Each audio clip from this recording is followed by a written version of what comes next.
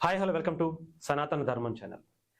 ముందుగా మనతో పాటు ప్రముఖ గణపతి దత్తాత్రేయ ఉపాసకులు, అమ్మవారి సేవకులు, ప్రముఖ జ్యోతిష్యులు మురళీధరం శర్మ గారు మనతో పాటు ఉన్నారు. ఆయన అడిగి కొన్ని ధర్మ సందేహాలను తెలుసుకుందాం. నమస్తే గురుగారు. మహాదేవ శ్రీమాత్రే నమః. బంగారం ధర ఆకాశాన్ని తాకుతుంది. ముఖ్యంగా అలాంటి పెరుగుతున్నటువంటి ఈ టైంలో సడన్ గా దిగిపోతుందా అనేటువంటి భయాన్ని కలిగించినటువంటి వ్యక్తి మన గురువుగారు ఉన్నారు.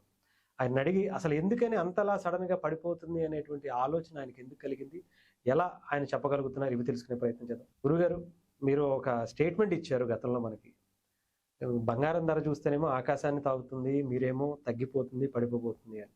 ఎలా చెప్పగలుగుతున్నారు? తప్పకుండా బంగారము వాస్తవానికి కూడా బంగారం యొక్క ధర చూస్తూ ఉంటే అంచెలంచెలుగా పెరుగుతుంది. మామూలుగా ఇది దినదిన ప్రవర్తన. ఇప్పుడు శుక్లపక్ష చంద్రుడు దినదిన ప్రవర్ధమానం అవుతూ ఉంటాడు. అంటే రోజుకు రోజుకు రోజుకు రోజుకు పెరిగి పౌర్ణమికి నిండుగా కనబడతాడు. సో అట్లా పెరుగుతూనే ఉంది. మనము గత 2-3 months బ్యాక్ 2 months బ్యాక్ కూడా ఒక వీడియో చేయడం జరిగింది.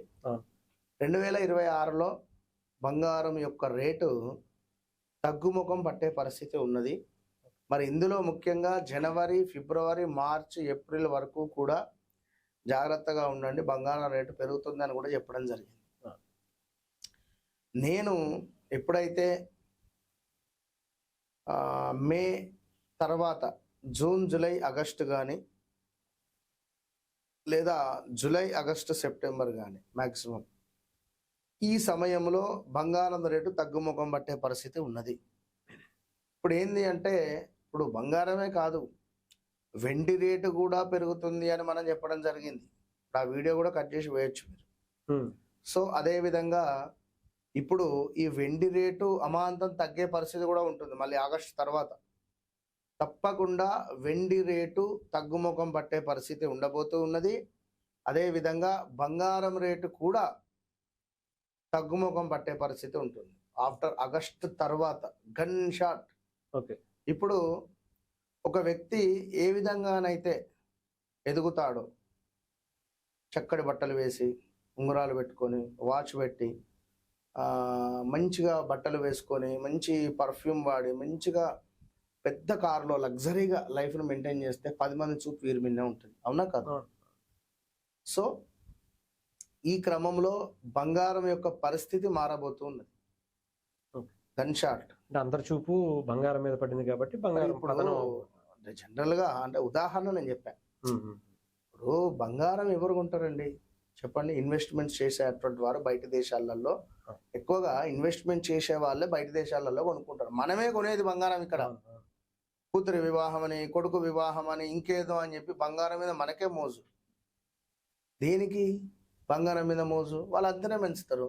ఇప్పుడు ఏ వ్యక్తిని అయితే మనం కలవాలని చూస్తామో ఆ వ్యక్తిని మనం ఏం చేస్తారు? ఆపుతారు. ఒక గంట ఆగు, 2 గంటలు ఆగు, మళ్ళీ. అంటే ఇక్కడ ఏంది అంటే, ఇప్పుడు మనం ఎంతనైతే లేట్ చేస్తామో అంత దాని పీరియడ్ పెరుగుతుంది. బంగారము అనేటువంటిది ఇప్పుడు దేనికి ఎవరికి కూడా, అంటే వాస్తవానికి అమ్మవారితో సమానంగా చూస్తాం మన భారతీయులం, చూడమనేం కాదు అక్కడ. కానీ నేను అనే పాయింట్ ఏంటి అంటే, రేపటి రోజులో ఆఫ్టర్ జూలై, ఆగస్టు, సెప్టెంబర్ తర్వాత నుండి బంగారం యొక్క రేటు 100కు 200% తగ్గుముఖం ఉంది. ఇది ఎందుకు, ఏమిటి అనేది ఇక అదంతే, ఇక అమ్మవారి యొక్క శాసనం. సో 2015లో కూడా బంగారం రేటు తగ్గింది. 14 to 15, 16 ఈ ప్రాంతంలో గూగుల్ లిస్ట్ చూసుకోవచ్చు. విన్నారా?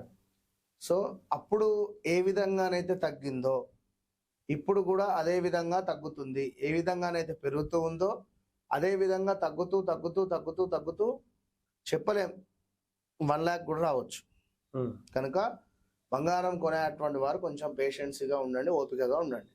ఖచ్చితంగా 100కు 200% చెప్తున్నా, బంగారం రేటు మాత్రం తగ్గబోతూ ఉన్నది ఆఫ్టర్ జూలై, ఆగస్టు తర్వాత. కొంచెం జాగ్రత్తగా చూసుకోవాలి. జూలై, ఆగస్టు దాకా ఓపిక పట్టండి. Right. Thank you so much. Mahadeva.